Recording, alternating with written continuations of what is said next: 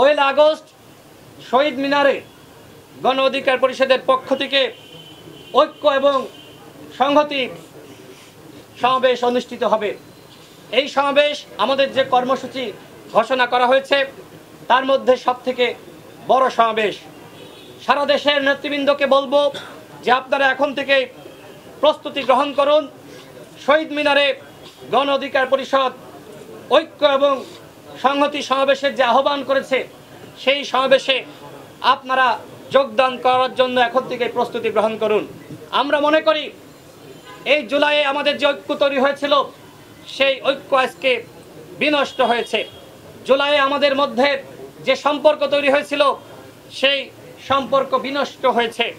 আমরা মনে করি যদি কোনোভাবেই আমরা এই জুলাইয়ের যে সম্পর্ক সেই সম্পর্ক ধরে রাখতে না পারি, আমাদের ভিতরে ঐক্য না থাকে, আমাদের ভিতরে সম্পর্ক না থাকে, তাহলে এই গণঅভ্যুত্থান ব্যর্থ হবে। আর সেই কারণেই আমরা পুরো জাতিকে ঐক্যবদ্ধ করার জন্য 1 আগস্ট শহীদ মিনারে ঐক্য এবং সংহতি সমাবেশের আহ্বান করেছি। আমরা প্রত্যাশা করছি সারা বাংলাদেশের মানুষ স্বতঃস্ফূর্তভাবে আমাদের এই সমাবেশে যোগদান করবে।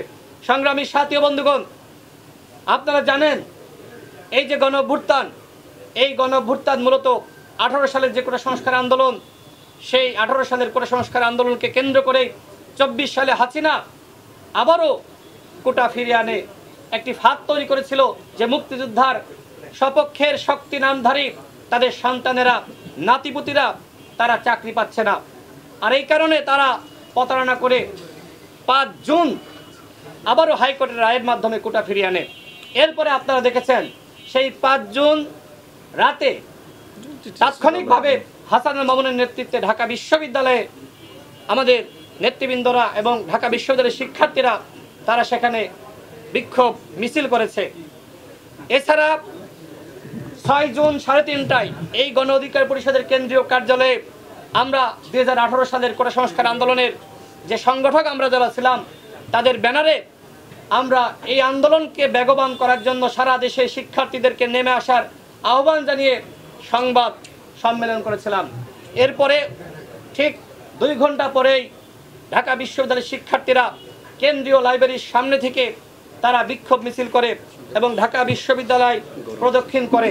মূলত জুন মাসে আন্দোলনটা শুরু হয় রমজানের কারণে, এরপরে আবার 1 জুলাই থেকে শাটডাউন এবং কুরবানির ঈদের কারণে, ঈদের ছুটির কারণে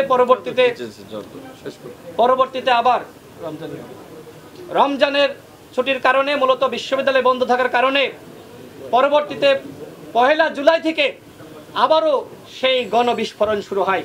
শুরু থেকে শিক্ষার্থীরা, আমি শেষ করব তার আগে যেটি বলতে চাই, শুরু থেকে শিক্ষার্থীরা আন্দোলন করছিল, কিন্তু এই আন্দোলন দানা বাঁধে 16 জুলাই।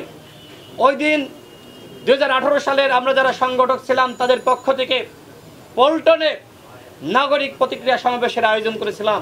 মূলত 14 জুলাই হাসিনা সাধারণ শিক্ষার্থীদেরকে যে রাজাকারের বাচ্চা বলেছিল তার প্রতিবাদে যখন 15 জুলাই শিক্ষার্থীরা রাজপথে নামে ঢাকা বিশ্ববিদ্যালয়ের শিক্ষার্থীদের উপরে কিভাবে হামলা চালানো হয়েছিল আপনারা সকলে দেখেছেন। নারীদেরকে লাঞ্ছিত করেছিল, তার প্রতিবাদে 16 জুলাই আমরা নাগরিক প্রতিক্রিয়া সমাবেশ করি। এরপরে বিকালে আমরা খবর পাই রংপুরের শিক্ষার্থী আবু সাইদকে গুলি করে হত্যা করা হয়েছে। তাৎক্ষণিকভাবে আমরা পল্টনে মিছিল করি। 3টা রাজনৈতিক দল, গণ অধিকার পরিষদ, এবি পার্টি এবং এনডিএম।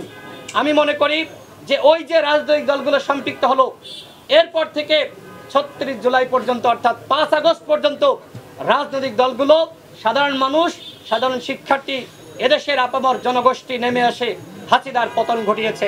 আজকে হাসিনার পতনের পরে আমরা নতুন বাংলাদেশের স্বপ্ন দেখছি।